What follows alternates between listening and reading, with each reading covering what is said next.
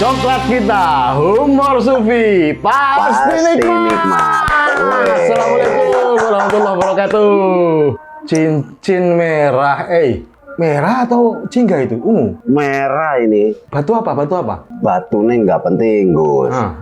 Tapi ini saya dapat dari makam. Wah, satu atau dua dapatnya? Lo tenang, ini masih bisa dibagi dua. Terus gampang kita ke makam itu lagi. Oh, di mana makamnya? Makam wali? Makam Syekh? Bukan. Jadi di alun-alun Bandung itu kan ada makam bekas para bupati itu. Oh ya. Nah, di luar itu di trotoarnya banyak yang dagang batu wali. Wah, gue pikir lu berdoa di situ, tirakat di makam, terus dihadiahi sama si embahnya, si pemilik wilayah. Kan kalau ngobrol sama Gus Chandra itu harus ada hubungannya dulu sama hal-hal yang menarik, mendapatkan bendanya. Mistik harus. Saya sepanjang suro itu, dari awal suro sampai penutupan, sibuk urusan begitu-begitu. Loh, saya nggak berani ganggu loh. Lihat di IG Gus Chandra nih, wah, ini makam tuh makam. Oh, iya. Labuan di pesisir Laut Selatan. Laut Selatan? Iya. Lah itu gimana Gus? Di Laut Kidul kan ada Kanjeng Ratu Kencono Sari, ya kan? Iya. Kalau orang mungkin nyebutnya Ratu Laut Selatan. Ada mungkin yang salah menyebutnya atau mungkin meyakini itu sebagai kebenaran Nyi Roro Kidul. Ya, itu beda dengan di daerah saya. Kalau di Jawa Barat ini ada yang terkenal, Nyi Roro Kidal, pemain badminton tapi. Beda lagi itu, Gus. Itu bukan penguasa laut. Oh, bukan, ini pemain badminton ini. Di sini udah adzan loh, situ udah adzan belum? Ini lagi adzan, makanya barusan ditutup dulu sedikit pintu, takut masuk suaranya gitu. Tapi udah selesai nih sekarang. Adzan kok malah tutup pintu gitu ya maksudmu? Loh, suaranya kedengar kalau pintunya ngebuka. Boleh menutup pintu, tapi membuka hati. Loh iya. Panggilan gitu. Tuhan itu, latihan. Nanti sampai pada waktunya dipanggil betulan, dimakamkan. Diadani lagi. Oh iya, bisa mulai karir loh. Diusahakan dari sekarang bisa, supaya makamnya Bude Dolaton nanti bisa untuk wisata religi. Sekitarnya ada penjual akik. Loh, itu berarti harus ada dongengnya. Nah, mulai sekarang dibangun dongeng itu. Dan kita mendekati kalangan sejarawan. Itu semua kan tergantung penelitiannya bagaimana hasilnya. Tapi kan sejarawan ini juga, Gus, kan ada yang waktu sama Kang Boni itu, dia sangat sistematis di dalam pola berpikir, keilmiahannya gitu. Ada juga yang masih membuka ruang pendapat atau cerita atau mitos itu dijadikan sebuah literasi buat mereka. Tradisi lisan jangan ditinggalkan gitu toh. Nah, tapi tabrakan nggak nih ya di dunia akademik tuh? Saya ingat betul kata almarhum Jehan Sukmantoro, pelukis Sufi itu. Iya. Bangsa yang besar itu bukan hanya mengutamakan metodologi, tapi juga mengedepankan mitologi. Satu dan lain harus seiring lah. Kalau tidak ada cerita-cerita mitologi, bagaimana bisa menjadi bangsa besar? Iya, berarti betapa pentingnya cerita dari leluhur, dari kakek gitu ya. Kalau ceritanya cuma linear saja, datar-datar saja, perjuangan itu bagaimana bisa membangunkan heroisme? Nah, benar juga nih. Ditambah juga. Iya, ditambah juga itu kan gantian. Nah, ditambah juga. Ini gimana? Kamu dulu. Lo enggak, tadi kan di dunia akademis itu kan banyak juga pola-pola berpikirnya kita jadi sedikit berubah ke bawah ke barat gitu, walaupun lebih sistematis katanya gitu kan. Akhirnya juga kita banyak meninggalkan pola-pola berpikir leluhur yang sebetulnya memang sangat logis gitu ya. Hanya diceritakannya melalui dongeng, tembang, kidung gitu kan ya. Nah, gimana supaya seimbang nih, Gus? Orang-orang kita lebih suka contohnya perang Diponegoro itu. Ketika Pangeran Diponegoro menahan amarahnya kemudian memegang kursi, ada bekas cengkeraman tangan beliau. Sampai sekarang cengkeraman tangan di kursi itu kan masih membekas dan disimpan di museum, jadi cerita yang lebih ini kan berwarna. Jadi wujudnya ada juga gitu ya. Ya, orang tertarik dengan contohnya keris Nogo Sulaiman atau Siluman loh Bang. Nogo Siluman yang dari Belanda kemarin loh, dipulangkan Boni sama Profesor Margana itu loh. Itu kan ceritanya lebih seru daripada sekedar Perang Diponegoro dimulai pada waktu Ba'da Maghrib 1825 sampai 1830. Loh, bukan maghrib itu.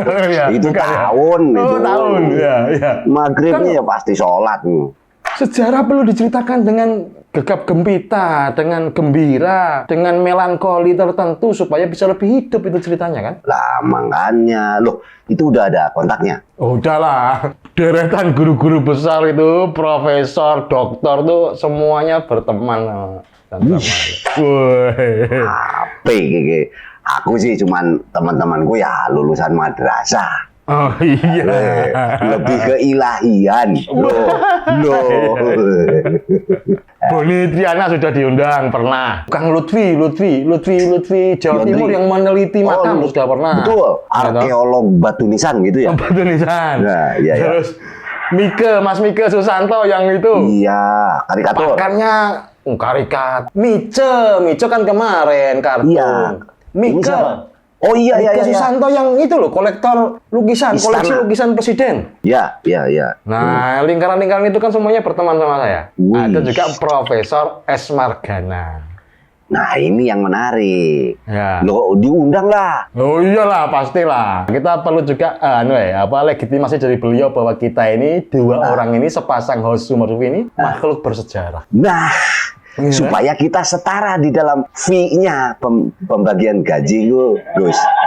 Bisa lah, beda lah. Loh, saya masih host terus. Struktur organisasi itu ada ketua, ada wakil, nggak bisa ketua semua. Saya masih ajudan terus iki. Oh iyalah. Wah, ya wes ora apa-apa. Nanti kalau makam saya di atas, makammu agak ke bawah dikit gitu loh. Infaknya nanti kotakmu lebih kecil, kotakku lebih gede. Emang gitu itu? Oh iyalah. Oh, berarti kalau gitu saya mau bikin waris ke anak saya. Tolong bikinkan makam palsu nanti di atas makamnya Gus Chandra ya.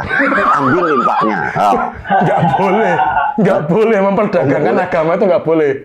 Oh. SDI Syarikat Dagang Islam itu untuk perdagangan. Memperdagangkan atau perdagangan Oleh orang-orang Islam. Nah itu awas lu, beda arti itu. Nah, makanya saya Hati-hati. mengingatkan, selama ini agama menjadi isu yang sensitif, diperjualbelikan, kemudian menjadi intrik politik. Janganlah makam wali, Loh. makam ajudan agak ke bawah. Loh, kalau saya tadi nyuruh ke anak saya bikin makam di atasnya Gus, berarti apa itu namanya? Memperdagangkan? Bisa jadi wisata religi itu hati-hati loh. Oh, iya. Masa iya. udah mati masih kena dosa? Saya kan mengingatkan. Iya. Benar juga nih. Ya udahlah kalau gitu makam-makam yang lain mau saya bongkar. Kemarin udah tanggung bikin. Lumayan jual tiketnya loh Gus, sama air doanya.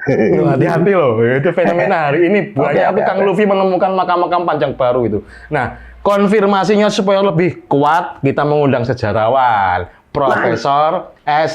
Margana. Monggo, Bro. Wih.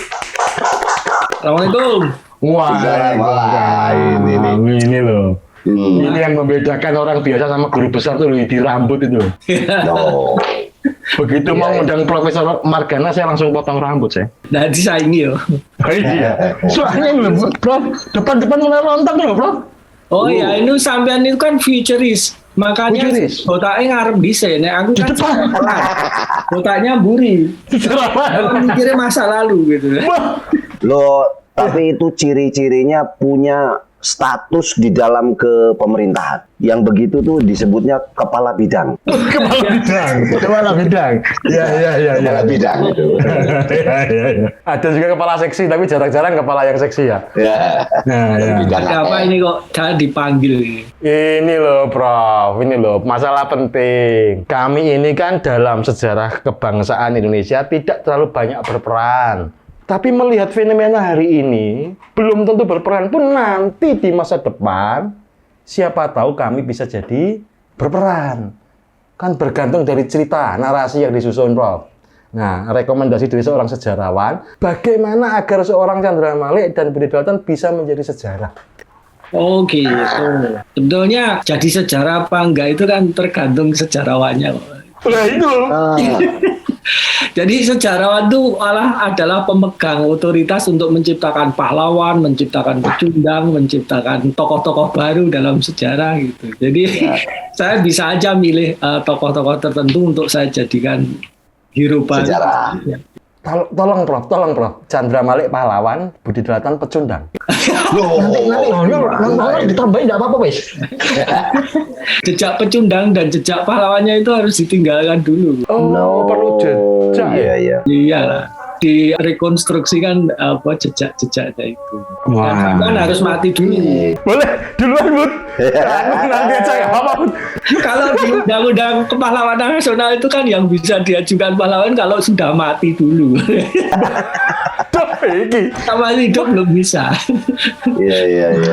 Tapi kalau ini, Prof, mengkonfirmasi tadi si sejarawannya, melegitimasi cerita yang akan dibangun itu karena ceritanya turun-temurun atau memang harus diuji di akademik atau metodologinya. Oh enggak ya, masyarakat kita itu punya beragam cara untuk menarasikan sejarah. Ada yang dengan ilmiah, ada yang dengan tidak ilmiah, ada dengan seni, ada dengan yang lain-lain. Itu keragaman yang luar biasa yang dimiliki bangsa Indonesia. Kita harus syukuri itu. Misalnya ada yang mencoba menggunakan mitos-mitos itu untuk direkonstruksi jadi sejarah, ada yang mengundang roh untuk menjadikan penulis cerita itu. Jangan dikira yang melakukan hal seperti itu hanya orang-orang yang tradisional atau dianggap tidak terdidik. Orang Belanda pun juga melakukan hal yang sama. Oh, manggil arwah. Iya, ceritanya itu ada residen Kediri itu. Pada masa penjajahan dulu, itu dia ingin sekali sebagai pejabat baru di situ, ingin mencari ceritanya zaman Hindu kayak apa. Nah, nanti cari orang yang bisa menceritakan itu. Nah, dicarilah seorang dalang di situ.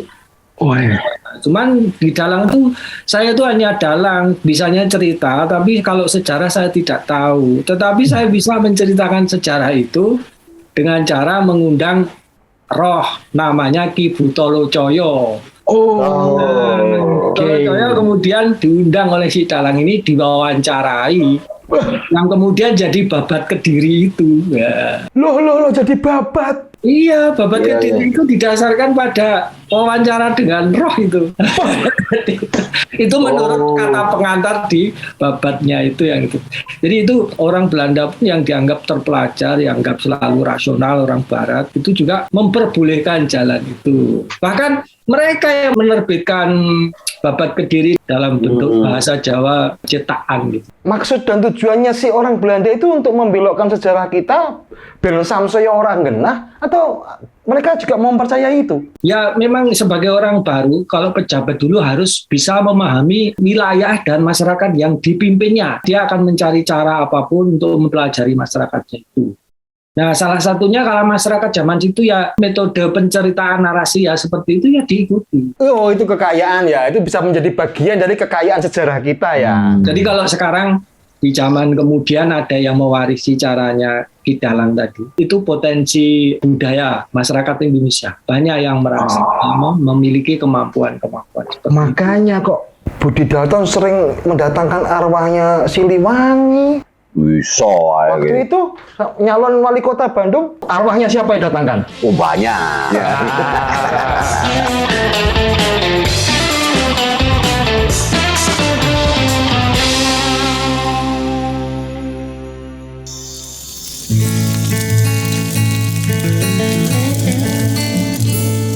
Jarum coklat saat tepat, saat melepas gundah hati. Hanyut dibuai rasa mantap, senang mengenang hati puas. Jarum coklat saat santai larut dalam alam bermain.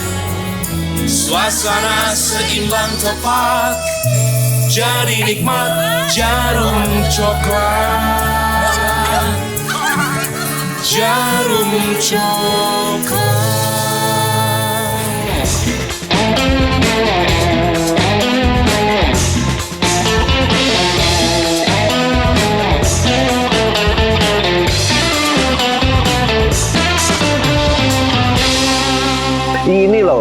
Prof, memang betul dari sudut pandang kita ini adalah sebuah kekayaan gitu ya. Tapi kadang-kadang oleh bangsa kitanya sendiri nih, kadang-kadang ada beberapa yang belum mungkin bisa menerima mitos tadi sebagai data valid sejarah. Nah itu gimana itu, Prof? Ada seorang sejarawan dari Eropa, namanya sejarawan perempuan, namanya Agnes Heller. Agnes Heller itu menulis sebuah buku, The Theory of History. Di bagian awal buku, itu dia mengatakan mitos adalah bentuk paling awal dari kesadaran sejarah.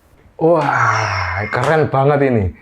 Jadi mitos itu sebetulnya wujud awal orang mulai bertanya tentang sejarah. Sehingga dia menciptakan mitos-mitos itu. Mereka disebut mitos karena apa? Karena keterbatasan pengetahuan masa itu. Ya. Contohnya, ketika orang bertanya, itu kok Gunung Tangkuban Perahu itu kok kayak perahu terbalik ya? Ya. Itu gimana penjelasannya? Orang pada masa itu mana tahu ilmu geologi, kejadian terbentuknya bumi ini. Mana tahu? Ya. Nah, makanya dibuatlah legenda untuk menjelaskan kepada masyarakat tentang terjadinya. Itu seperti itu. Jadi itu bukan sesuatu yang irasional, tapi sesuatu yang sebetulnya rasionalisme yang masih terbatas. Rasional di zaman itu ya. Ya, rasionalisme masih terbatas. Lagi pula gini, Prof. Kalau arwah zaman dulu itu kan arwahnya masih jujur. Nah, sekarang arwahnya untuk pasang nomor buntut deh. Ditakoni sing menang bal sopo gitu kan sudah mulai nggak jujur. Ya. Tapi kok arwah-arwah itu juga bisa diajak berdebat, jangan langsung dipatuhi. Kalau arwah itu diajak berdebat, kebenaran juga bisa muncul kok. Ini ceritanya saya itu pernah sudah 5 tahun ini mendampingi komunitas sejarah di Pati, Jawa Tengah. Nah, itu juga berawal dari pemerintah Kabupaten Pati itu menerbitkan buku Hari Jadi Kabupaten. Cuman itu Hari Jadi itu ditentang oleh para komunitas sejarah sana karena dianggap data sejarahnya tidak valid. Nah, kalau tidak valid ya silakan dibuktikan untuk mencari penelitian sendiri yang valid kan. Teman-teman ini kemudian mencari data ke sana kemari. Bolak-balik kalau periode zaman sebelum Demak, Majapahit itu ya susah sumbernya ya meng Pararaton negaranya. Jadi mentok gitu loh. Piye kaya ngene iki. Anek bingung ora ono sumbernya, kenapa enggak takon sama pelakunya aja, tokohnya saja gitu. Pelakunya. Tokohnya sudah mati. Dibangunkan dan diundangkan. Setelah mereka mendapatkan fakta-fakta berdasarkan interview dengan jin gitu ya. Itu banyak sekali fakta yang menarik sekali, yang betul-betul mengejutkan, bahkan lebih rasional dari Bapak Tanah Jawi. Jin dan arwah didatangkan. Kemudian saking bingungnya teman-teman Pati itu kemudian mendatangi kita di UGM. Ini Pak Margono, kami itu menemukan data-data yang begini. Loh, datanya didapat dari mana? Ini dari buka-buka katanya. Dari dunia lain. Dari buka-buka itu. Gimana kok buka-buka bisa dapat ini? Ya kami punya kepercayaan begini, kebiasaan begini. Gitu. Apa bisa itu untuk sejarah ilmiah gitu? Lah saya belum bisa menjudgment sebelum saya tahu bagaimana caranya itu dilakukan kan gitu. Iya. Apa Pak Margono pengen tahu? Iya, saya pengen tahu. Ya, mari kita ke Pati. Ke Pati di situ benar itu kita berdebat, berwawancara dengan roh yang di bagus nih. Kita punya peluang ini, punya peluang. Siap. Jadi ini teman-teman kan sebelumnya sudah membaca babat, sudah membaca buku literatur yang ditulis orang Belanda, orang Indonesia dan sebagainya, itu jadi bahan untuk wawancara. Untuk mengkonfirmasi ya. Jadi kalau ada yang tidak sesuai, ada perdebatan. Menurut bukunya Degraf begini, menurut itu berdebat betul dengan orangnya. Itu cara tersendiri. Lalu saya sendiri tercengang ya dengan data-data itu tercengang. Tapi tetap sebagai sejarawan yang gemi metodologi itu bagi kami sulit diterima. Tapi kemudian kami pulang, saya merenung-renung gitu ya. Saya berpikir begini, masyarakat itu memiliki banyak cara untuk menarasikan sejarah. Tradisi lisan, tradisi tutur yang melewati dongeng, tembang, turun-temurun itu kan kepunyaan kita dari dulu. Orang bisa menulis sebelum kita mengenal tulisan. Ya itu kekayaan juga kan gitu. Dan tidak semuanya omong kosong. Karena memang dulu salah satu mewariskan ingatan itu hanya dengan tradisi lisan itu. Maka saya bilang sama teman-teman kemudian setelah merenung kayak gitu, di dalam hal ini bukan apakah data itu valid apa nggak valid, tetapi masyarakat berdasarkan caranya sendiri, dia bisa menarasikan cerita sejarah yang seperti ini. Ya. Kita mengakui itu sebagai salah satu cara, atau kalau dalam canggihnya itu metode gitu ya. Ya, negara mawa tata, desa mawa cara, kan gitu ya. Bagian dari tradisi lisan, tradisi tutur, tradisi ini. Bagaimanapun itu kan juga melahirkan narasi-narasi yang sebetulnya menurut saya narasinya tidak bisa disepelekan. Menyenangkan ya ngundang Profesor Margana. Menyenangkan Ya. sekali. Mendukung kita selama ini. Tapi Prof, waktu terjadinya perdebatan itu, misalnya kita ngomong bahwa ini menurut The Graph begini. Nah, si yang kesurupan ini, si Mbah yang ini, dengan data-data tulis ini kebanyakannya memang mengkonfirmasi atau malah tabrakan gitu. Contohnya gini ya, ini yang saya dapatkan di Pati itu ya. Di Babat Pati itu kan diceritakan cerita tentang Baron Schreiber itu. Ya. Baron Schreiber itu orang Londo atau mungkin Portugis, mungkin Spanyol, tersesat ya istilahnya sampai di wilayah itu, kemudian berperang melawan Adipati Jayakusumo. Itu Pak Adipati Pati. Sama-sama saktinya, setelah nggak ada yang kalah yang menang, mereka lomba menyelam. Siapa yang muncul duluan kalah. Ternyata yang muncul duluan itu Baron Schreiber ini. Kenapa? Karena Adipati Jayakusumo itu menyelam itu karena daerahnya sendiri, dia tahu bahwa di sana itu ada ceruk gitu ya. Yang utama itu muncul di gua di bawah laut gitu. Jadi dia mau setahun tidur di situ ya nggak?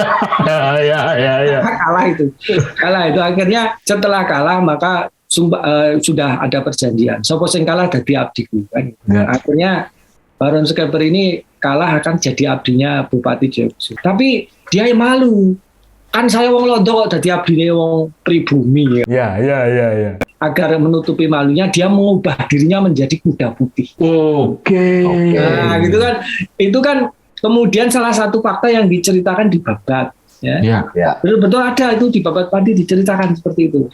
Nah, kemudian teman-teman tuh menanyakan hal ini kepada si jin tadi, si rohnya. Ditanya, apa betul kayak gitu? Nah, jinnya malah ngakak. Bagaimana mungkin orang kok bisa jadi kuda? Mereka apa? Uang kok bisa jadi jarak gitu. Jadi lebih logis ini si jin malah ya. Nah, tapi ya ceritanya itu kan setelah ada cerita lanjutannya. Cerita lanjutannya itu Jayakusumo itu kan iparnya Panembahan Senopati Mataram. Lalu kuda putih ini dibawa oleh Adipati Jayakusumo ke Mataram menghadap Pak Senopati. Lalu Senopati tertarik dengan kuda itu. Kemudian kudanya diminta agar sebagai gantinya ini Adipati itu diberi pragulo. Pragulo itu sapi ya. Oke. Nah, gitu untuk dibawa. Makanya Bupati Pati itu disebut Pragulopati karena peristiwa ini. Oh, dia sapi itu. Nah, itu terus itu diminta penjelasannya sama si Jin tadi. Ini penjelasannya piye koyo ngene iki. Ya apa ono wong-wong kok iso dadi jarang. Dia menceritakan kejadian yang sebenarnya itu nggak kayak gitu. Kejadiannya adalah Londo iku kan pinter nggawe mesiu. Nah, Londo iku diminta untuk tinggal Senopati yang pada saat itu sedang ingin mengembangkan kekuasaan, yang ingin menaklukkan wilayah-wilayah lain. Dan dia ditugasi untuk membuat meriam-meriam. Kemudian Pragulopati itu maksudnya sapi yang dia akan digunakan untuk menarik meriam. Jadi Adipati ditugasi untuk melatih sapi-sapi itu agar bisa dipakai untuk menarik meriamnya nanti. Nah itu. Dan kemudian si Baron Schreiber tadi yang sudah jadi kuda putih ditugasi itu ditempatkan di kaki Gunung Merapi. Kemudian dikenal dengan Mbah Petro itu. Mbah Petro itu. Nah nanti di Babat Tanah Jawi. Di Babat Tanah Jawi itu ada cerita. Ketika Senopati menaklukkan Pajang. Juru Mertani menasihati Pemanahan dan Senopati. Kita harus minta bantuannya si kuda putih sama Danyang yang nunggu Gunung Merapi. Nah benar, setelah bertapa akhirnya Gunung Merapi meletus, mengeluarkan lahar. Bola-bola api itu berkeluaran menerjang pasukan Pajang, kalah mereka. Nah ini menurut si Jin tadi. Nah itu Gunung Merapi itu hanya pasemon Oke. Yang benar itu adalah meriam-meriam yang dibuat oleh si Baron Skepo. Oh, markas infanteri. Aja gitu loh. Nah Ya, itu ya.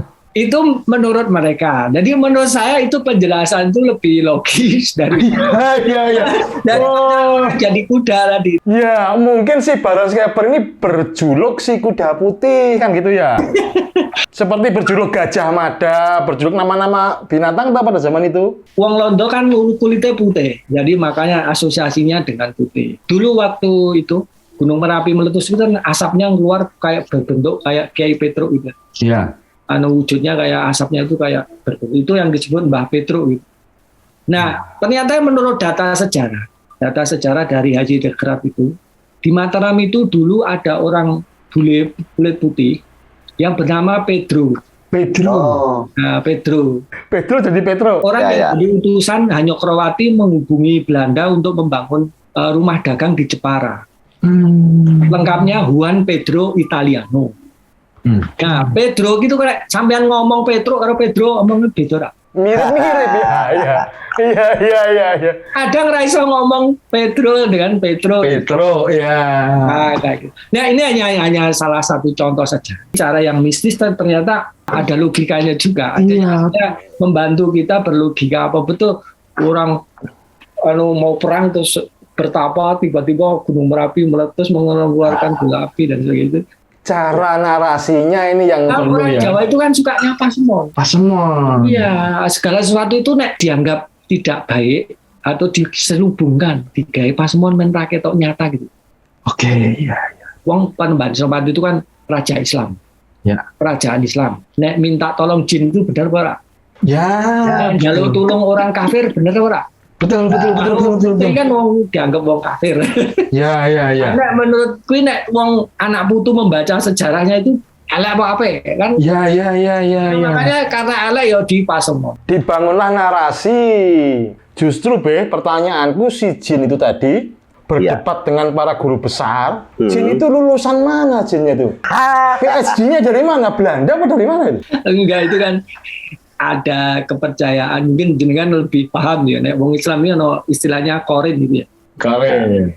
Korin itu adalah kalau kita itu dilahirkan pada saat yang sama juga dilahirkan korin atau jin. Ya. Nah, kalau manusia itu umurnya itu cuman paling 70-80 tahun paling atau 100 tahun gitu. Anak jin itu umurnya iso 1000 tahun. Walaupun orangnya mati, tetapi korinnya tadi bisa diundang. Nah, korin itu ada orang yang selalu mendampingi roh orang itu kan gitu. Ya. Nah, itu seperti itu. Nah, jadi ketika jin kita undang itu maksudnya korin-korin tadi tokoh-tokoh sejarah itu yang diundang ke situ untuk di yang jadi tahu persis kejadian kepercayaan itu ya. Ya. Itu. B, nanya dulu B. Ini kita mendapatkan narasumber profesor yang menyenangkan sekali cara pandangnya ini. Menurut Babe seharusnya para sejarawan itu seperti beliau atau bagaimana? Yang nggak kaku gitu loh. Loh iya dong, karena lebih logis. Nggak, maksudnya jadi tidak kaku. Masih ada ruang-ruang untuk memberikan kesempatan narasi-narasi yang sifatnya budaya difahami ulang. Bahkan mungkin akan menjadi satu logika baru. Kalau menurut saya justru ini sangat bahasa keren zaman sekarang tuh insight gitu ya. Bagi para saintis inilah gitu. Iya. Biar tidak kaku, balik lagi tadi. Keduanya kan bentuk penghargaan kita terhadap budaya tutur itu sendiri. Iya. Mau diakui atau tidak di seluruh daerah di Nusantara tuh pola-polanya begitu. Nah tadi cuman ada dua. Ada istilah rasionalisme yang masih terbatas gitu ya. Ya, oke. Atau saking tingginya gitu, keilmuan sastranya mungkin ya, sehingga sulit dipahami kita dari sudut pandang sejarah secara sains. Padahal ini ngomongnya sastranya gitu loh yang tinggi, menceritakan sesuatu sampai mempersonifikasikan gitu ya Prof, atau apa gitu ya. Jadi sebuah dongeng yang lengkap, gulangkep kata orang Sunda ini, dia ini penulis naskah memahami kejadian gitu, orang yang menyusunnya nih hingga menjadi sebuah mitos. Bahkan mungkin kegelarannya itu sudah banyak kalau sekarang disainskan gitu, mungkin gitu ya. Jadi ada dua kemungkinan mungkin. Kita harus bicara soal pujangga ya, orang yang menulis sejarah historiografi tradisional, babat, serat atau kakawin. Mereka itu dituntut punya keahlian khusus. Selain memiliki kemampuan narasi yang baik, tata tulis yang baik, itu juga harus bisa tahu tembang. Seni mau copat itu apa? Karena semuanya ditembangkan dengan.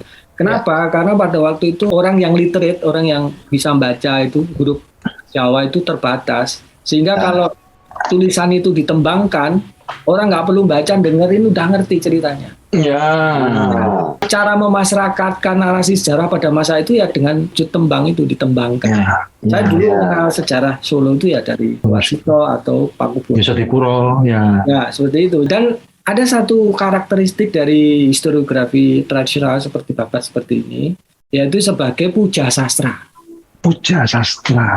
Betul, Pak Tugu. Itu adalah sastra yang untuk memuja orang yang memerintah, orang yang berkuasa. Sehingga segala sesuatu yang baik tentang orang yang berkuasa itu diceritakan apa adanya. Hiperbol bahkan ya. Nah, tapi kalau ada yang jelek, harus dipendem jero.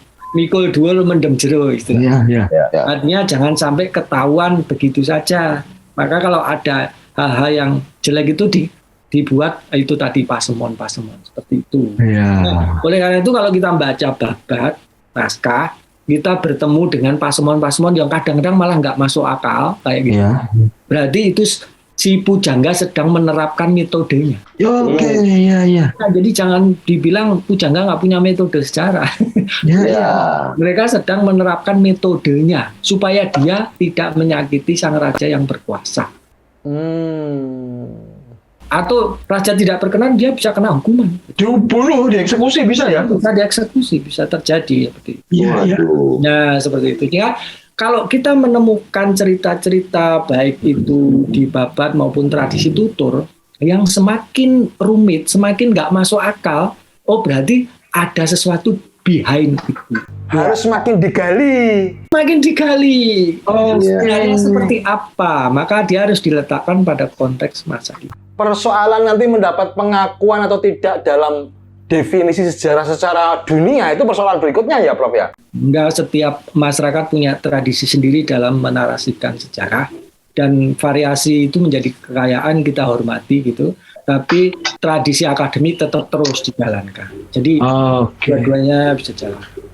Ini menarik. Berarti kalau kita baca ulang sejarah itu jangan-jangan perang Bubat nggak pernah ada ya, B ya? Ya. Kamu sama aku nggak perlu bertarung lah. Kita jangan-jangan bersaudara dari dulu. Ya, makanya fee-nya itu diratakan kita, jangan dibeda-bedakan. Itu perang Bubat kayaknya ada betul kok itu. Ya. Jadi memang nggak bisa rata itu fee-nya.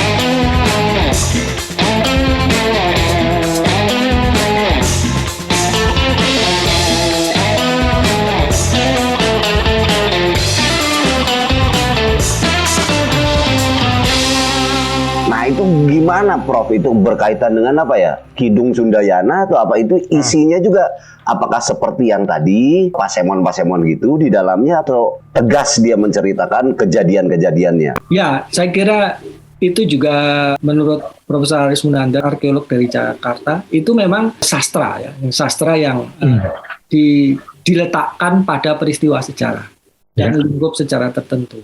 Dan itu biasa seperti itu.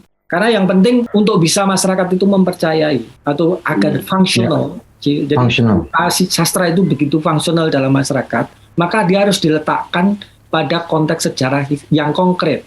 Oke. Diletakkan pada tokoh-tokoh yang real, yang memiliki simbol-simbol atau kekuatan tertentu, sehingga dia memiliki kekuatan fungsional.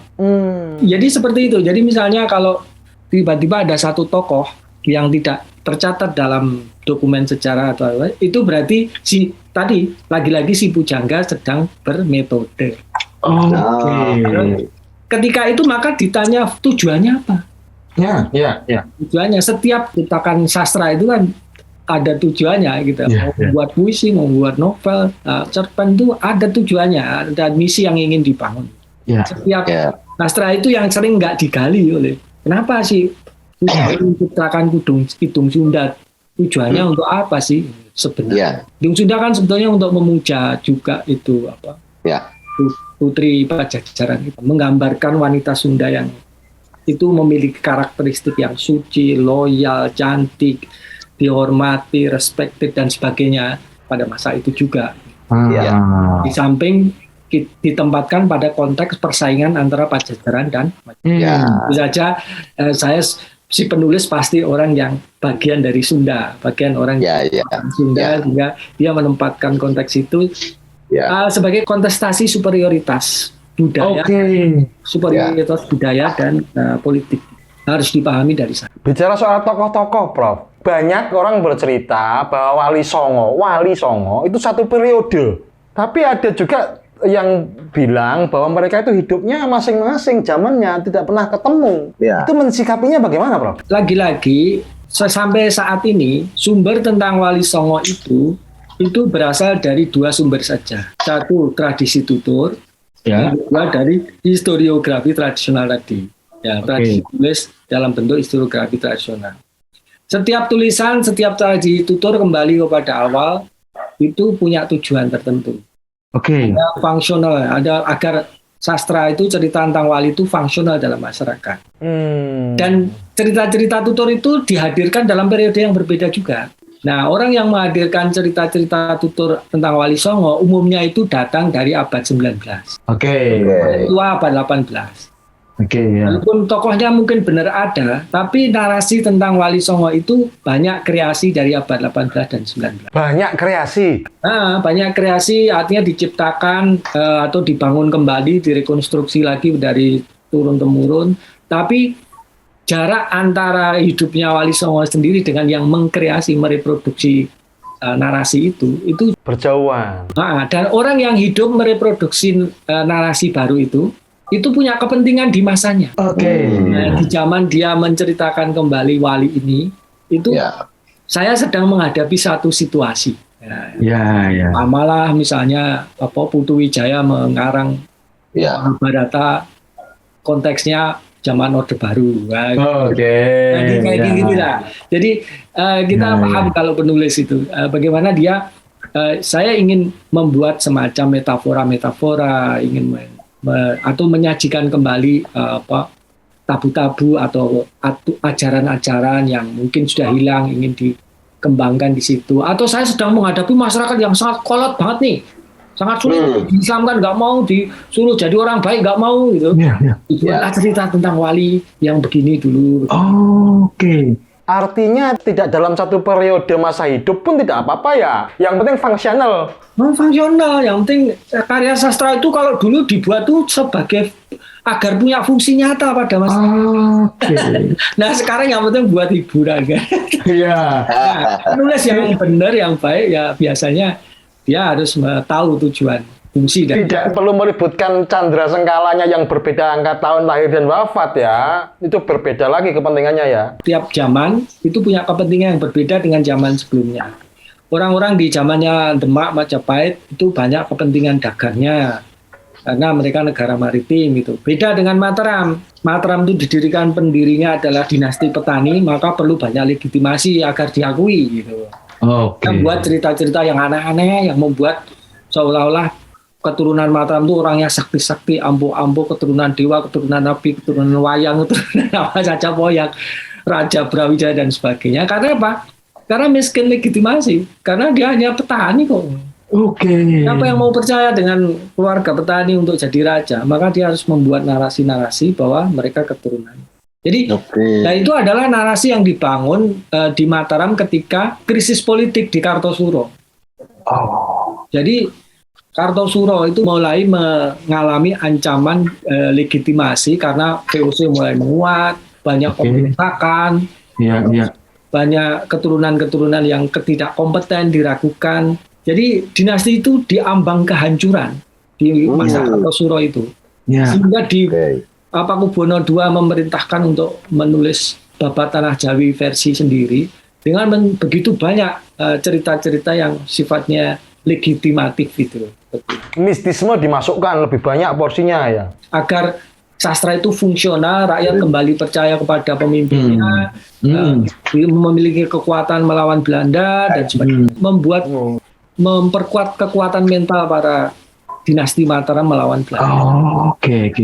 Nah, ketika kemudian peradaban lebih maju, mistismenya mulai berkurang, bahkan digugat oleh bangsa sendiri di zamannya, itu metodologi yang seperti yang lampau-lampau itu masih bisa digunakan nggak dalam membangun sejarah kita hari ini? Menurut saya boleh aja digunakan. Saya itu selalu mengatakan bahwa sejarah itu ujung-ujungnya adalah interpretasi masa lalu. Interpretasi masa lalu. Mau datanya apa saja itu ujung-ujungnya narasi baru. Yang satu yang akademis akan mengklaim dirinya sebagai data yang ilmiah gitu. Sementara yang dianggap di luar itu tidak akademis, itu juga benar menurut cara berpikir mereka sendiri. Tapi kalau kita melihat mana yang lebih fungsional, sama-sama. Nah, sama-sama fungsional, baik di dalam masyarakat yang akademis itu fungsional di komunitasnya, kemudian masyarakat yang ini juga fungsional di masyarakatnya. Karena kedua kelompok ini punya tujuan berbeda dalam melihat sejarah. Nah, orang akademis selalu dipengaruhi oleh tujuan semua disiplin ilmu adalah kebenaran. Nah, kalau orang tradisional yang menggunakan berbagai cara, baik dengan terutama cara-cara budaya, tujuan sejarah itu kearifan. Kearifan, ya menarik. Ya, kearifan. Kami menyebutnya sebagai kalangan akademis dan kalangan akademistik. Boleh. Kayak gitulah. Ayo, Bud, mumpung ketemu narasumbernya hebat loh ini. Hebat sekali, saya dari tadi justru jadi pendengar. Tapi ini Prof, kalau ada sekelompok gitu ya, menarasikan bahwa metodologi Barat, sebut aja begitu, itu bisa mendangkalkan makna dari sebut tadi metodologi tradisi. Gimana itu kalau dengan narasi seperti itu tuh? Mereka yang pada posisi saya sebut sebagai kelompok sejarawan budaya gitu ya, akan mengatakan seperti itu. Karena tadi aku bilang mereka pada dua tujuan yang berbeda. Dari dulu kalau tradisi sejarah kita, bangsa Indonesia, semua narasi sejarah, dongeng dalam bentuk dongeng, mitos, atau sejarah yang beneran, babat, semuanya tujuannya adalah untuk kearifan, lebih pada kearifan. Ingin membuat harmoni. Sejak awal, bangsa Indonesia itu terutama sejak orang Jawa mengenal Hindu, orang mengenal Buddha, Siwa, mengenal berbagai aliran, terus masuk Islam, ada Kristen dan sebagainya. Itu bentuk-bentuk antagonisme, kepercayaan, dan itu sudah mulai muncul gejala dalam masyarakat. Itu sebabnya kenapa gerakan-gerakan harmonisme orang Jawa semakin mengarah kepada hidup sing harmoni, sing tenang dan sebagainya. Itu semua kayaknya dilecut oleh keragaman yang semakin berpolar. Maka selalu itu ciri khasnya adalah setiap sesuatu itu muncul itu sebagai respon terhadap fenomena pada saat dia dimunculkan. Fenomena setempat ya? Pada setempatan, fenomena sejaman. Bagi saya istilah pendangkalan itu dalam pengertian adalah yang sebut terlalu mengarah kepada pembuktian tentang kebenaran saja. Kalau orang Jawa nggak penting ini benar apa enggak ini Islam orang bagaimana kemudian semangat tentang Majapahit, tentang kebinekaan dan itu tuh fungsional. Mau Majapahit Gajah Mada diaku wong Islam atau diaku wong Hindu atau diaku yes ben wae dalam pengertian itu untuk tujuan fungsional tadi, tapi untuk kebenaran memang harus diletakkan pada tempatnya. Benar atau tidak ini makomnya si A, yang penting mie ayam laku laris, warung-warung jualan aksesoris itu makmur gitu. bisnis wisata religi, persewaan bis maju gitu. Tapi memang ada istilah yang saling menuduh ya. Kalau istilah pseudo history, gitu ya. Pseudo history itu sejarah yang palsu.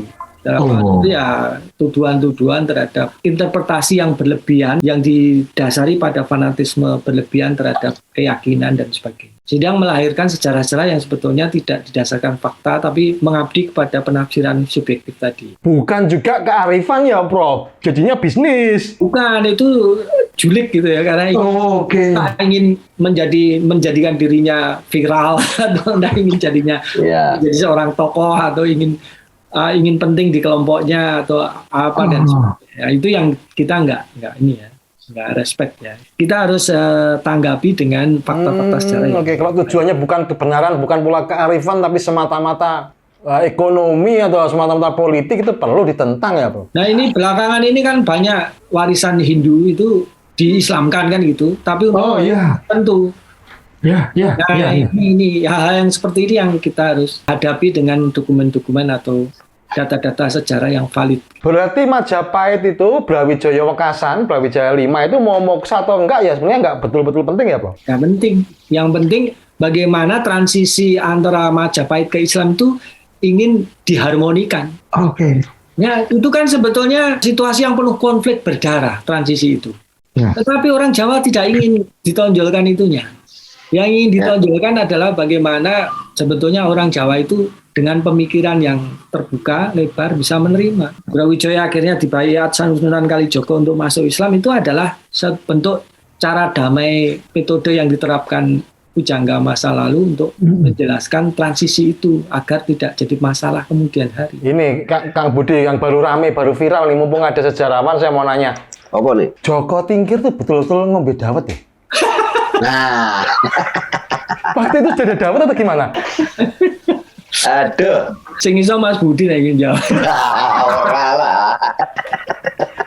Gimana itu? Ketika tokoh sentral pada zamannya, tokoh besar kemudian dikreasikan dalam kesenian hari ini, kemudian melahirkan gesekan. Nah, itu harus bagaimana? Masyarakat kita sedang mengalami sensitivitas yang tinggi. Ya, jadi kenapa sih masyarakat kita sekarang begitu sensitif terhadap hal-hal yang sebetulnya sepele, hal yang sebetulnya tidak perlu dipermasalahkan. Bahkan munculnya lagu-lagu itu kan sebetulnya upaya untuk meletakkan posisi masyarakat yang sekarang ini sedang dalam posisi tidak pasti itu, distraction aja gitu, intermezzo gitu. Intermezzo yang hadir dalam situasi masyarakat yang begitu, ya inspirasinya bisa dari mana saja. Nah, tapi karena pada saat yang sama masyarakat kita sedang sensitif gitu ya tentang identitas, itu gara-gara cerita masa lalu itu ya belum lama diusung itu dalam pemilihan para pejabat itu yang politik identitas itu membuat masyarakat kita jadi sensitif, benar nggak? Dikit-dikit gitu, wah itu penghinaan, pelecehan, penistaan. Apalagi kemudian dilegitimasi dengan undang-undang penistaan dan sebagainya. Being sensitif itu diakui gitu, mendapat tempat, ya, mendapat legitimasi. Aku mau sensitif, biar eksis. Iya, aku dinyanyi ini kalau kayak tak lapor kayak. Nah, kayak. Menurut saya kita sedang mengalami degradasi budaya dari pertanda sensitivitas itu. Cita psikologis yang kita hadapi. Nah dulu orangnya kita itu santai kan orangnya, guyon gitu, mbak sampai nggak ada orang merasa dinistakan dan sebagainya. Nah itu semua karena sensitivitas kita belakangan. Bentar. Ini malam ini Budi Dalton pendiam ini. Wah, ayo takon. Gimana mau naik V kalau nggak pernah tanya yang bagus-bagus? Ini sudah berapa halaman saya ini nyatet karena saya lagi bikin tesis juga. Malah pulang. Dianggap kuliah gitu. Kuliah gitu.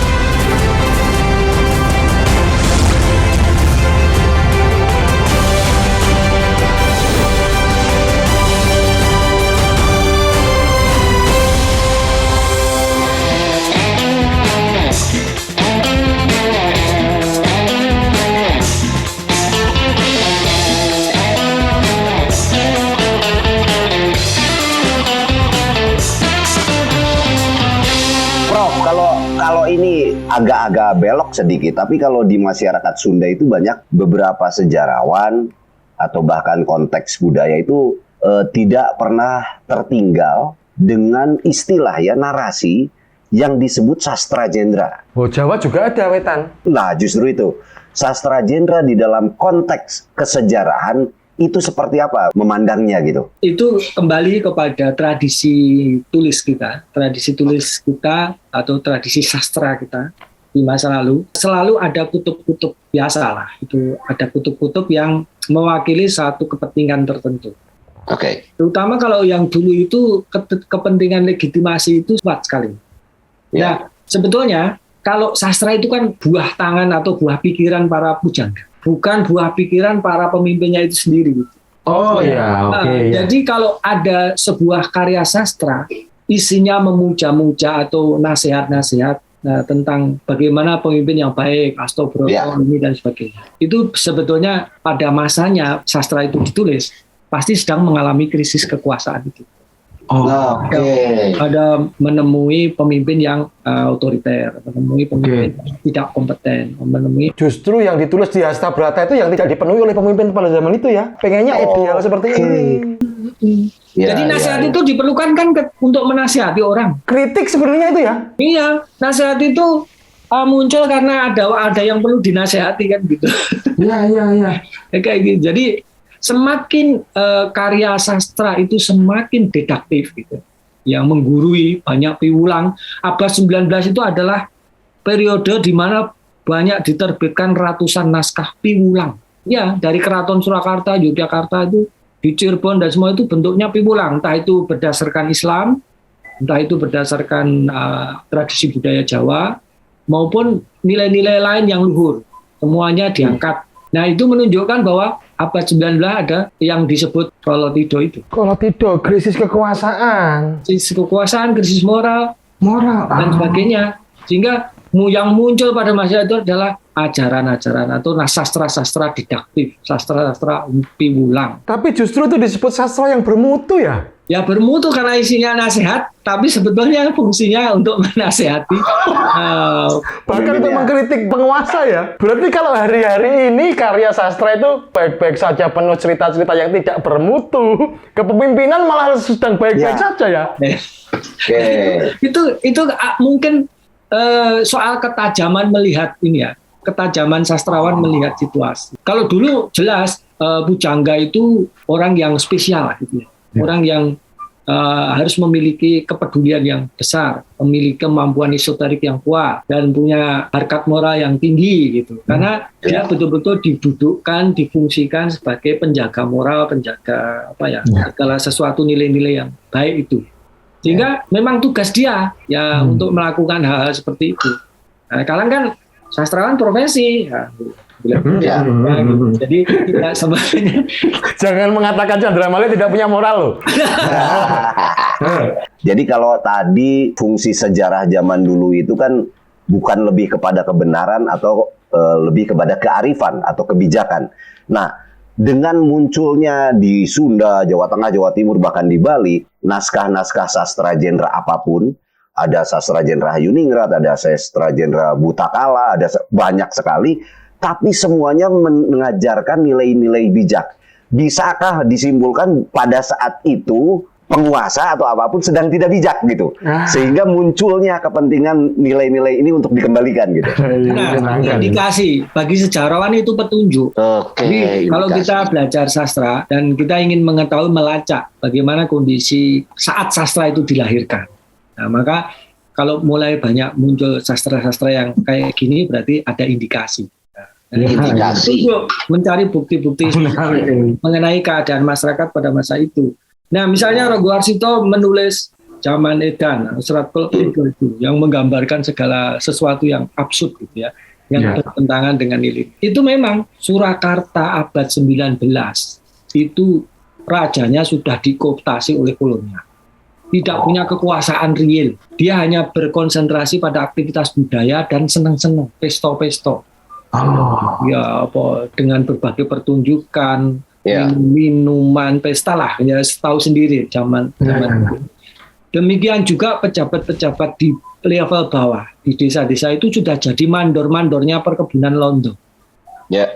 Nah, mereka tugasnya adalah membuat para buruh tani itu taat bekerja di perkebunan. Jika mereka selalu diiming-imingi dengan opium, dengan candu, dengan macam-macam. Ya, semuanya orang bekerja begitu keras untuk dapat membeli candu atau opium. Hampir semua bekel lurah desa di Surakarta abad 19 itu menurut sejarawan Sartono Kartodirjo itu lebih dari hampir 100% itu pecandu semua. Tujuannya apa? Agar dia melupakan tentang penderitaan itu sendiri, hanya menjalankan tugas-tugasnya saja. Gitu. Itu makanya pada masa abad 19 itu rumah-rumah candu di Jawa itu meningkat pesat. Menurut James Rush, penulis Opium to Java itu, dia mengatakan abad 19 itu adalah malapetaka pedesaan Jawa dan juga sosial karena apa? Semakin banyaknya rumah-rumah candu didirikan dan Belanda menggunakan candu, penghasilan penjualan candu itu sebagai opium of empire, oil of empire gitu. Jadi bahan bakarnya kekuasaan kolonial itu adalah menjual candu. Nah itu, jadi kita bisa memahami mengapa kemudian Ronggo Warsito menulis itu. Tapi hari-hari ini kemudian justru tulisan-tulisan Ronggo Warsito, Jongko Joyoboyo digunakan untuk melihat transformasi kekuasaan. Noto Nagoro, nanti presidennya setelah itu setelah itu rada bingung kok malih. Nah itu gimana itu? Enggak, itu kan sebetulnya itu mengapa Ronggo Warsito itu kelihatannya sakti gitu ya, kelihatan bisa meramal dan sebagainya. Itu sebenarnya post factum. Post factum itu adalah sesuatu yang sudah terjadi. Tapi karakter atau pola-pola umum peristiwa sejarah yang sudah lalu itu digeneralisasi oleh dia, diwujudkan dalam bentuk sifat-sifat pasemon tadi itu. Nek Pulau Jawa wis kalungan wesi misalnya. Itu seolah-olah itu ramalan toh. Yeah. Tapi pada saat Ronggo Warsito mengarang itu, memang Surakarta sedang dibangun rel kereta api pertama dari Semarang ke Boston London ke Surakarta.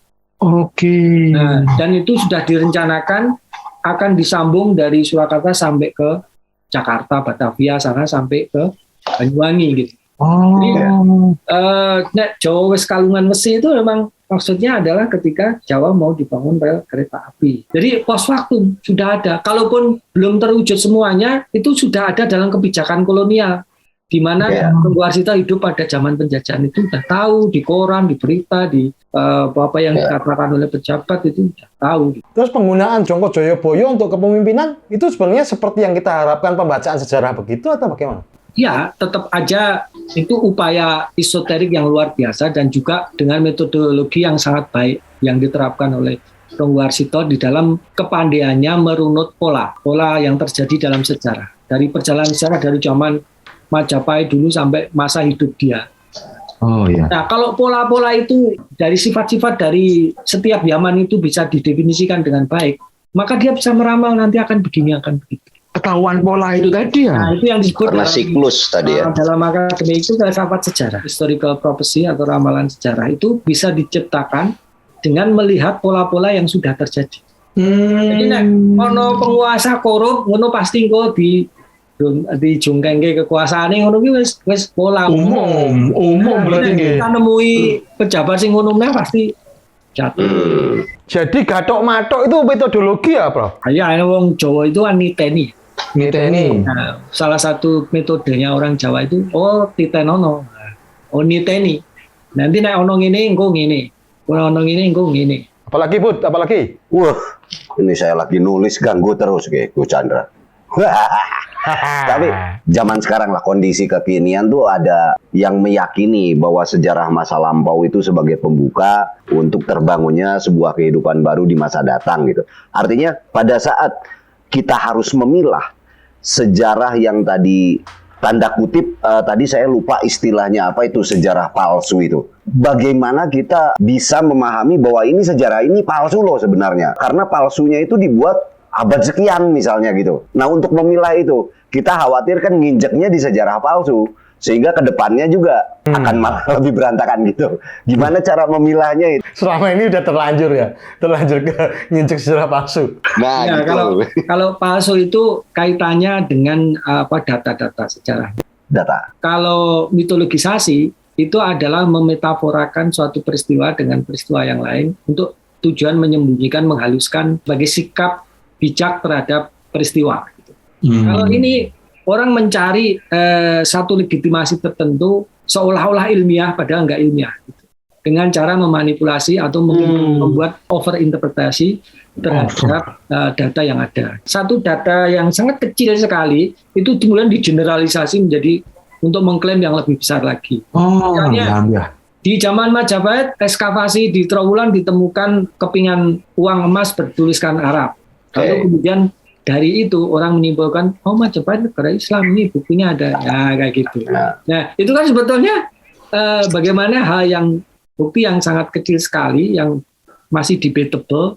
Orang bisa saja wong Majapahit partner dagangnya wong Islam ya oke kan gitu. Bahkan istri-istri Raja Majapahit ada yang dari Campa yang Islam dan sebagainya. Itu tidak berarti kan kemudian Majapahit adalah kerajaan Islam kan begitu. Hanya dari satu bukti kecil seperti itu. Nah, pseudo-histori itu tujuannya seperti itu, menonjolkan satu yang kecil untuk manipulasi yang lebih besar. Termasuk ketika ada pernyataan Indonesia dijajah 350 tahun, itu too much, itu berlebihan. Ya, nah, kenyataannya kan negara kolonial itu baru didirikan tahun 1800. Ya, jadi kalau sebut penjajahan itu kan kata lainnya kolonialisme. Nah, bukti kolonialisme itu ada negara kolonial. Nah, negara kolonial itu baru didirikan tahun 1800. Sebelumnya itu VOC. VOC itu perusahaan dagang. Jadi makanya kalau hitung-hitungan akademis memang tidak seperti itu. Dan Aceh itu baru takluk pada 1918 kalau tidak salah. Abad 20. Bali juga hampir samaan. Dari sebelumnya mereka itu negara-negara wilayah-wilayah yang masih merdeka. Ujung timur Jawa dari Malang itu sampai Banyuwangi itu baru takluk dengan Belanda itu abad ke-18 akhir. Gitu. Jadi tidak dalam waktu yang sama wilayah-wilayah di Indonesia itu dikuasai. Nah itu juga mengeneralisasi. 350 tahun itu mengeneralisasi dari sejak kedatangan mungkin VOC di Batavia. Berarti Soekarno paham itu ya, maka menggunakan jurus itu ya untuk membangun historisme. Oh iya, ini kembali ke tentang pentingnya mitos ya. Tidak ada menurut Profesor Taufik Abdullah, sejarawan senior kita, tidak ada satu bangsa pun yang bisa survive tanpa mitos. Penting banget ini. Bahkan Amerika pun, negara yang sangat maju dianggap rasional itu adalah negara yang paling banyak memproduksi mitos-mitos baru. Mitos-mitos modern. Terutama kapitalisme ini adalah institusi atau lembaga atau paham yang paling banyak memproduksi mitos-mitos baru.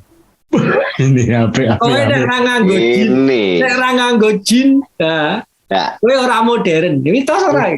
Iya. Banyak mitos-mitos baru yang dicetuskan. Sebagai contoh gini ya, Ki Hajar Dewantara menganggap sebagai awal kebangkitan nasional. Ya. Nah, Budi Utomo itu kan sebuah organisasi yang berkecimpung di sosial budaya. Di anggotanya ming para priyayi, jumlahnya ya terbatas, kooperatif dengan Belanda. Kalau kita berdasarkan fakta sejarah kan kayak gitu. Tapi kan Soekarno pada tahun 50-an itu butuh simbol. Butuh simbol. Simbol apa? Itu tahun 50-an itu banyak separatisme, Kahar Muzakar, DITII, Permesta, dan sebagainya. Itu ingin memisahkan diri dari Indonesia yang belum lama merdeka. Lalu kita perlu ini semangat hanya untuk menyatukan. Maka Ki Hajar ditugasi Soekarno untuk membuat hari jadi nasional selain 17 Agustus. Maka dibuatlah hari kebangunan nasional pada awalnya. Tapi kemudian disebut kebangkitan nasional. Itu mitos baru modern yang diciptakan untuk apa? Untuk menghadapi krisis. Sumpah Pemuda yang hadir di Kongres Pemuda kedua itu berapa orang? Semua suku juga datang. Faktanya seperti itu. Tapi itu dianggap sumpahnya semua pemuda Indonesia untuk menjadi satu. Mitologi baru, mitologi modern. Untuk apa? Nah, untuk kita bisa kuat menjadi nasionalisme. Untuk kemerdekaan, nasionalisme. Nah, Majapahit, Soekarno juga, Muhammad Yamin juga. Itu negara nasional pertama. Benarkah kita Majapahit itu wilayahnya sampai sekarang masih debatable? Wilayah Majapahit, wah itu sebenarnya masih wilayah pernah jadi negara nasional. Tapi dijadikan sebagai cara agar negara ini survive. Bhinneka Tunggal Ika itu gawe dalam bukunya Sutasoma yang hidup pada masa itu digali untuk apa? Ya seperti Declaration of Independence-nya Amerika. Oke. Nah, Amerika itu kan bangsa yang aslinya miliknya orang-orang Indian. Ya, ya. Tapi kemudian diinvasi oleh banyak pendatang. Ya, dari orang Eropa, orang Afrika, orang Australia, seluruh Cina datang semua ke situ. Terus dijajah Inggris setelah ekonominya maju. Ya.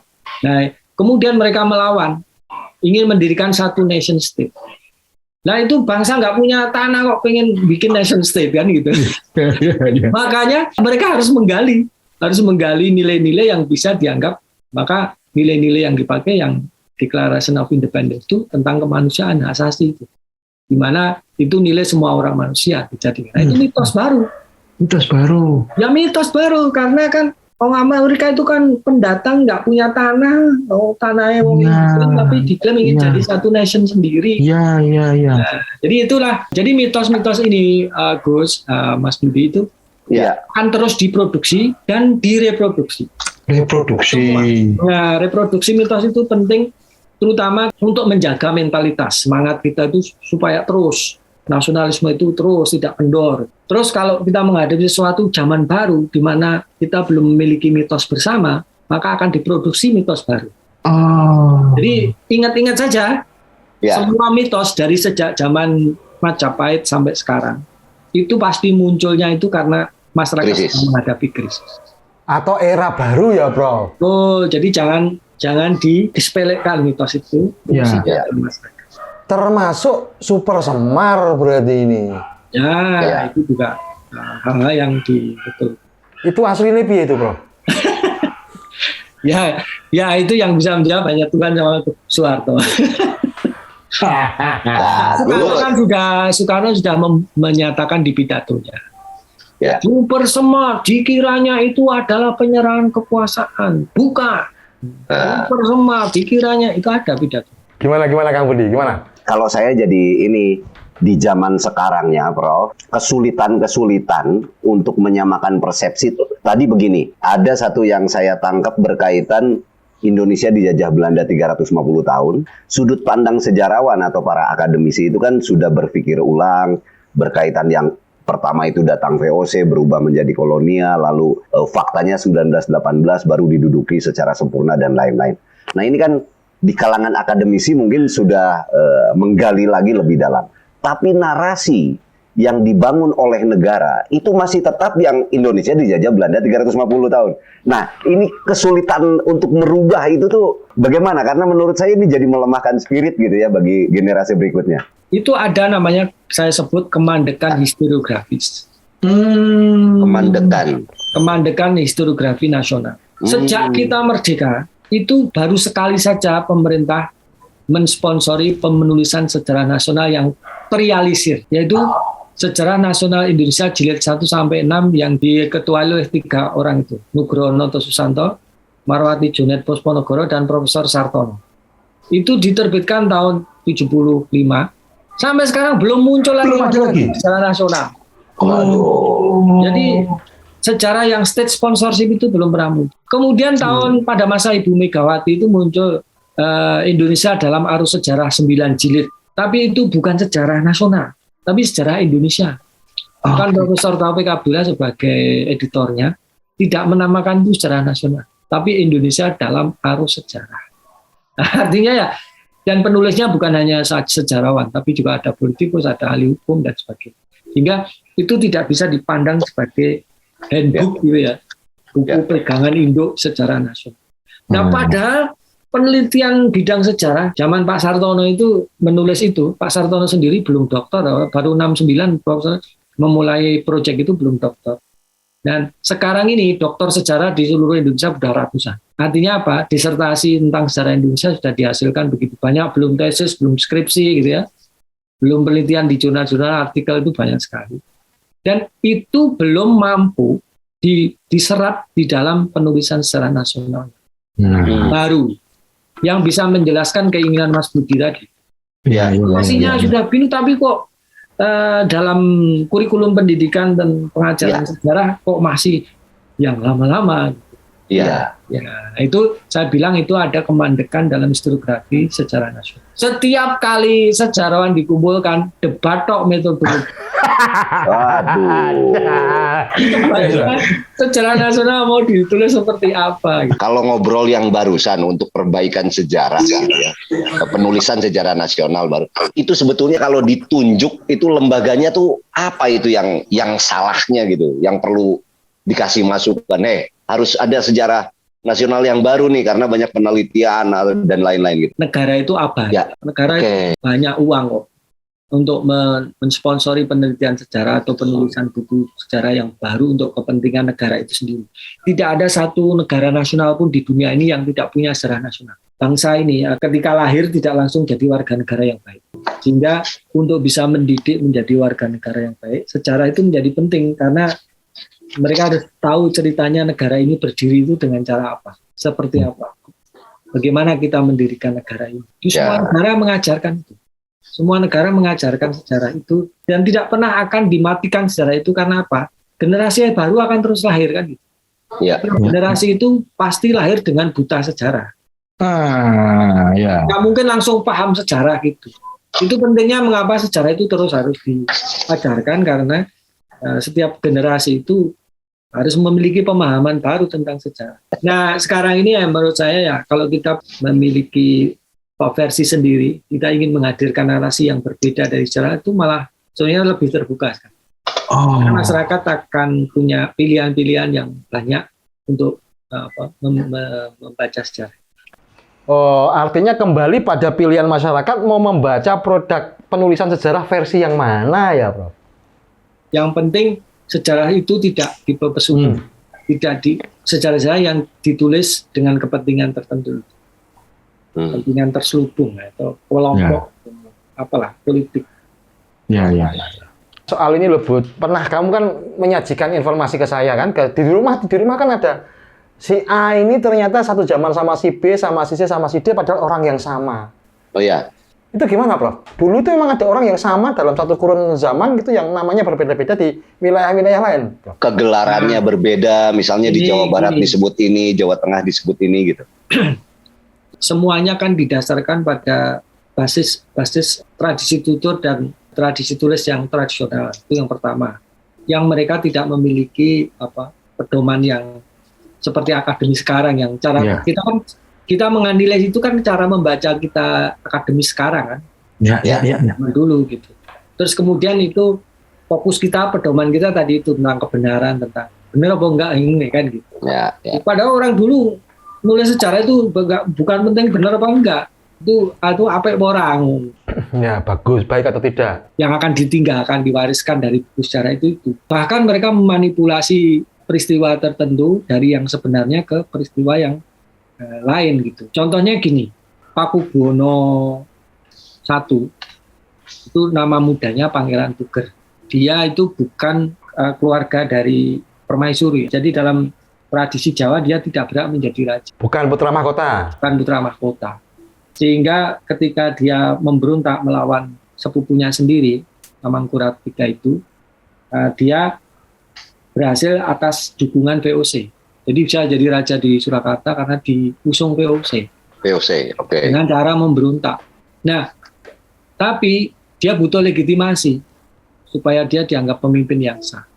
Maka dia membuat dalam babat itu diceritakan ketika Mangkurat II ya Pak Ocha, mau meninggal, itu bangkainya itu sudah meninggal, tapi penisnya itu masih ereksi. Kemudian di atas pucuk penisnya itu terhadap ada cahaya yang sangat mengkilap terang benderang, cahaya yang luar biasa berwarna biru.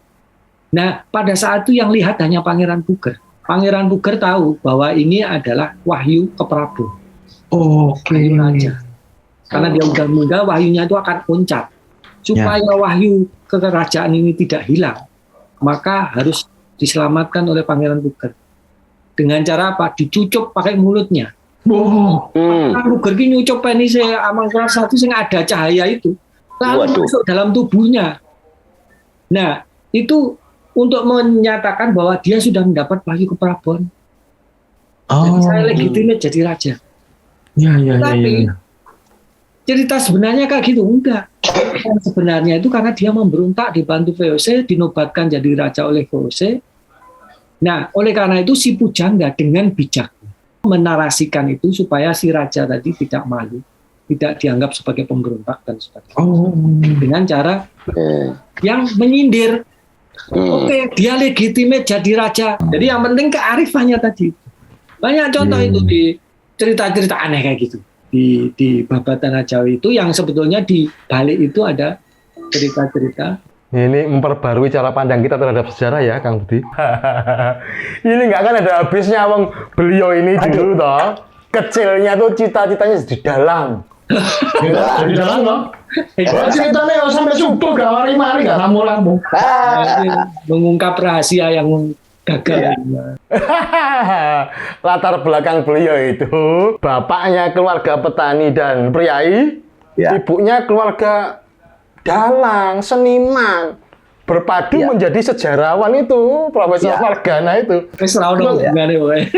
Gak ono entah cerita ini. Terima kasih ya Prof atas waktunya. Nanti lain kali kita ngobrol lebih panjang lagi. Yang jelas ini sudah membuka cakrawala baru dalam memandang sejarah. Ya, betul. Dan Kang Budi wah bahagia sekali nih Oh mendapatkan iya, dukungan banyak sekali. Tulisannya banyak sekali. Matur nuwun, sehat walafiat. Terima kasih banyak, Prof. Semoga terus ya meneruskan sejarah nasional Indonesia, kita tunggu. Matur nuwun. Assalamualaikum warahmatullahi wabarakatuh.